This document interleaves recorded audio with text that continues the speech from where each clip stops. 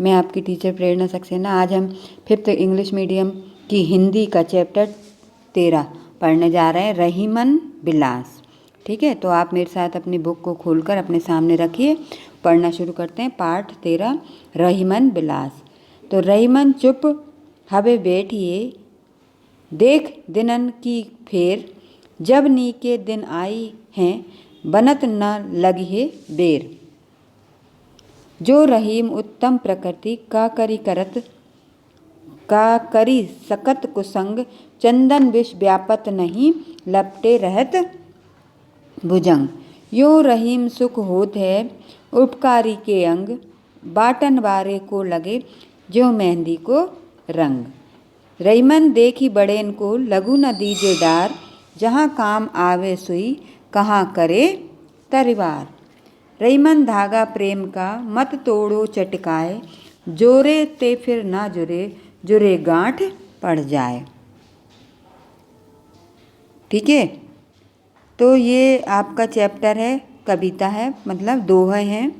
अब इसके अपन दोहे के अर्थ करते हैं, भाव अर्थ क्या है। पहला दिया है नेक्स्ट पेज में, रहीमन चुप है बैठिए, देख दिनन को फेर, जब नी के दिन आए हैं, बनत न लगिए बेर।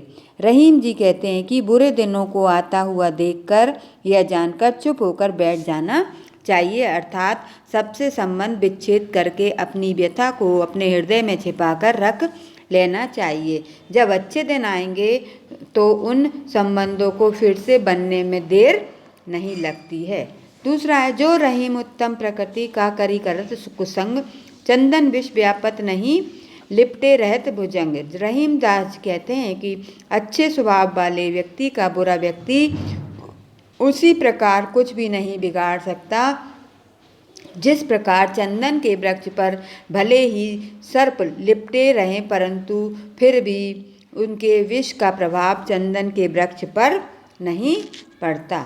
अगला है, यो रहीम सुख होते उपकारी के अंग, बाटन वारे को लगे ज्यों मेहंदी को रंग।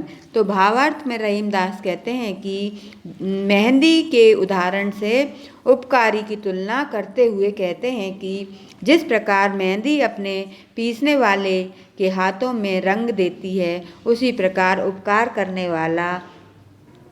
वाले का स्वयं भी भला हो जाता है। चौथा नंबर का है दोहा, रहीमन देखी बड़ेन को लगू न दीजे डार, जहाँ काम आवे सुई कहाँ करे तलवार। रहीम दास कहते हैं कि हमें बड़ों को देखकर छोटों को नहीं छोड़ देना चाहिए, क्योंकि उनकी अपनी ही महत्ता होती है। जहाँ सुई का काम होता है वहाँ तलवार कुछ नहीं कर सकती। क्या तलवार कपड़े को सिल सकती है? नहीं। और सुई किसी चीज़ को काट सकती है? नहीं। इसलिए सुई का काम सुई करती है और तलवार का काम तलवार करती है। ठीक है ना। रहीमन नेक्स्ट है, रहीमन धागा प्रेम का मत तोड़ी चटकाए, जोरे ते फिर ना जुड़े, जुड़े गांठ पर जात। रहीम कवि कहते हैं कि प्रेम के धागे को चटका कर मत तोड़ो, क्योंकि एक बार धागा टूटने पर फिर नहीं जुड़ेगा, और यदि जुड़ भी गया तो उसमें मनोमालिन्य माने अविश्वास की गांठ पड़ जाएगी। ठीक है, तो ये आपके दोहे के अर्थ हो गए। अब इसमें शब्दार्थ दिए हैं। फेर माने बदलना, नीके माने अच्छे, उत्तम माने अच्छा, लघु मीन्स छोटा, प्रकृति माने व्यवहार, स्वभाव माने व्यवहार, और तरवारी माने तलवार, कुसंग माने बुरी संगत, तोरी माने तोड़ना, विष माने जहर, जोरे माने जोड़ना, भुजंग माने सांप, जुरे माने जुड़ा, गांठ माने गठान, और बाटन वारे माने पीसने वाले। ठीक है, अब इसमें आते हैं, कविता से खोजकर जोड़ियाँ मिलाइए। धागा प्रेम का मत तोड़ी चटकाए, जहाँ काम आवे सुई कहाँ करे तलवार, चंदन विष व्यापत नहीं, रहीमन देख बड़ेन को लगू न दीजे डार। अब आते हैं क्वेश्चन आंसर पर।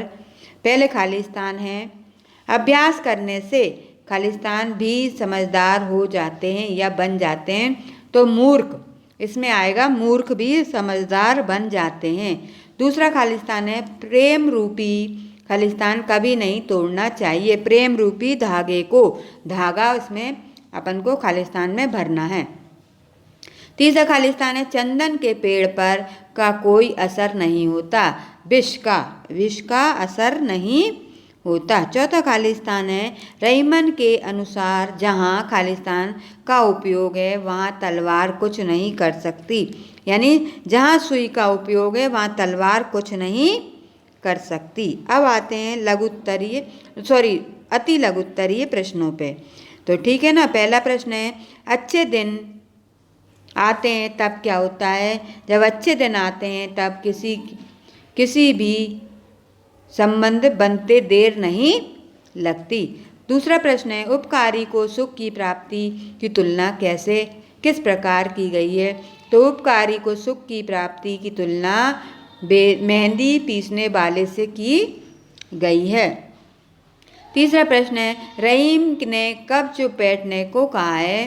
तो रहीम ने बुरे दिन आते ही तब फौरन चुप होकर बैठने के लिए कहा है। अब आते हैं लघु उत्तरीय प्रश्नों पर। पहला प्रश्न है, अच्छे स्वभाव वाले मनुष्य के क्या लाभ हैं? तो उत्तर है, अच्छे स्वभाव वाला मनुष्य दूसरों की भलाई के काम करता है, उसके हृदय में छल कपट नहीं होता, उसका हृदय कोमल, दया, सहानुभूति, प्रेम आदि गुणों से परिपूर्ण होता है। ठीक है। अगला प्रश्न है, दूसरों की भलाई करने से क्या लाभ होता है? तो दूसरों की भलाई करने से हमारे मन को सुख मिलता है। ठीक है। अगला प्रश्न है, रहीम ने प्रेम के संबंध तोड़ने को क्यों कहा है? उत्तर है, रहीम ने प्रेम के संबंध तोड़ने को मना इसलिए किया है क्योंकि प्रेम का संबंध एक बार टूट जाए तो आसानी से नहीं जुड़ता, अगर जुड़ भी जाए तो पहले जैसे बात नहीं रहती, उन संबंधों में मनमुटाव अर्थात गांठ पड़ जाती है। अगला प्रश्न है, बिगड़े काम कैसे बन जाते हैं? तो उत्तर है, जब व्यक्ति के अच्छे दिन आते हैं तो सभी बिगड़े काम आसानी से बन जाते हैं। अब है, निम्नलिखित शब्दों में से एक शब्द गलत है तो उस पर गोला लगाइए। असमान है तो दिन, रात, सुबह, प्रकाश। मकान, तो ये मकान है जो असमान है, इस पे गोला लगाओ मकान पे। दूसरा है, सर्प, घोड़ा, हाथी, शेर, तो सर्प पे आपको गोला लगाना है। हाथी, घोड़ा, शेर ये सब जानवर होते हैं और सर्प नहीं होता। अगला है, रस्सी, धागा, सुतली, कपड़ा, तो रस्सी, धागा, सुतली ये सब क्या है? बांधने की चीज़ें, लेकिन कपड़ा अलग है। कैंची, सुई, तलवार, धागा, तो कैंची, सुई, तलवार ये क्या है? औजार है, लेकिन धागा औजार नहीं है। ठीक है। तो बच्चों, ये आपका 13 पार्ट रईमन विलास कंप्लीट हो गया। इसको अपनी कॉपी में नोट डाउन कीजिएगा। नेक्स्ट वीडियो में नेक्स्ट चैप्टर के साथ फिर मिलेंगे, तब तक के लिए बाय बाय, थैंक यू।